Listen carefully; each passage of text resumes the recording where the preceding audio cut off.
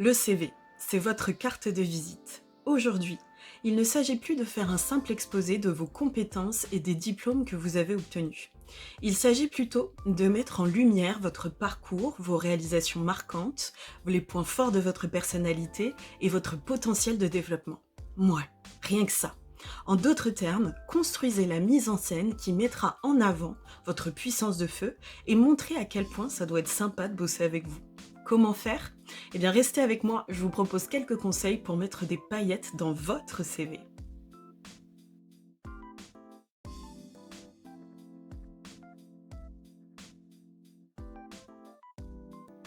La forme de votre CV. Ici, on fait référence à votre style, à votre plan de présentation, à la police que vous allez choisir, mais aussi à la photo que vous allez afficher. Créez une ambiance visuelle agréable et cohérente avec votre domaine d'activité. Par exemple, si vous ciblez un poste artistique ou créatif, eh bien c'est quasiment open bar. Optez pour une présentation originale et relativement hors norme. Dans votre CV, vous pouvez jouer sur la couleur, sur la vue, horizontale ou verticale, ou sur la gestion de l'espace. Votre CV doit être facile à lire et surtout, on ne doit pas chercher les informations clés qui valoriseront votre candidature. Le titre. C'est un résumé du message global présent dans votre CV. À travers lui, vous affichez clairement la cible de votre recherche, le poste, la mission, votre domaine d'activité ou encore votre spécialité.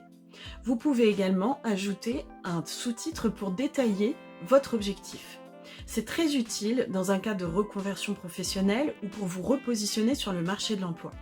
Par exemple, après 15 ans d'expérience dans le domaine de la vente, j'aspire aujourd'hui à transmettre mon savoir-faire et à évoluer vers des fonctions managériales.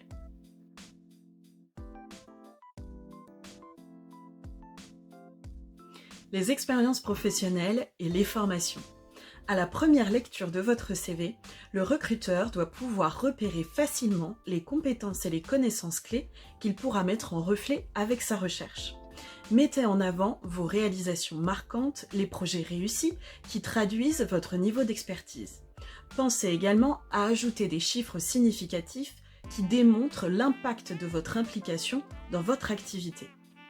Pour les formations, attention, il ne s'agit pas simplement de proposer une liste des diplômes que vous avez obtenus il y a 10 ans. Il s'agit plutôt aussi d'ajouter les dernières formations que vous avez suivies qui démontrent que vous êtes inscrit dans une démarche de progression constante et que vous êtes connecté aux dernières évolutions qui touchent votre métier. Vous avez forcément entendu parler des fameuses soft skills, ces compétences relatives au savoir-être. Je vous donne quelques exemples. L'aisance relationnelle, l'empathie, la persévérance, la capacité à gérer des situations difficiles, à gérer des priorités ou encore l'ingéniosité. Bien qu'il soit plus logique de les déployer dans un entretien de recrutement ou dans une lettre de motivation, certaines d'entre elles peuvent être présentées dans votre CV, de préférence à l'appui d'une expérience marquante. Mais par pitié, ne venez pas coller les jauges que l'on retrouve régulièrement dans les CV.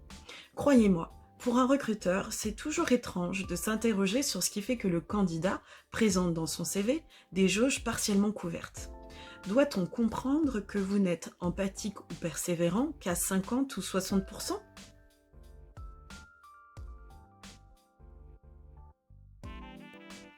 Les centres d'intérêt.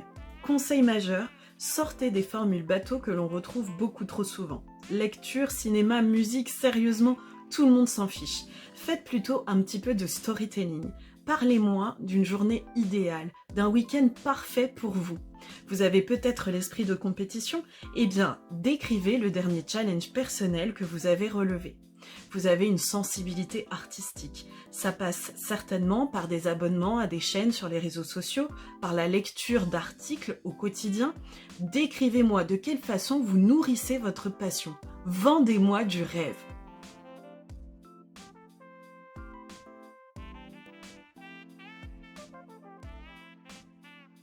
Voilà, nous arrivons à la fin de ma présentation. Bien sûr, il y aurait plein d'autres choses à dire autour du CV, alors lâchez-vous, partagez vos conseils et vos remarques dans un commentaire ou dans un message privé. Les petits mots de la fin. Le CV unique, parfait et passe-partout n'existe pas. Vous utiliserez sans doute une base générale que vous adapterez en fonction de la situation ou de l'offre. Mais rappelez-vous Cendrillon et ses souliers de verre. Donnez au recruteur le sentiment qu'il est unique et que vous êtes fait l'un pour l'autre.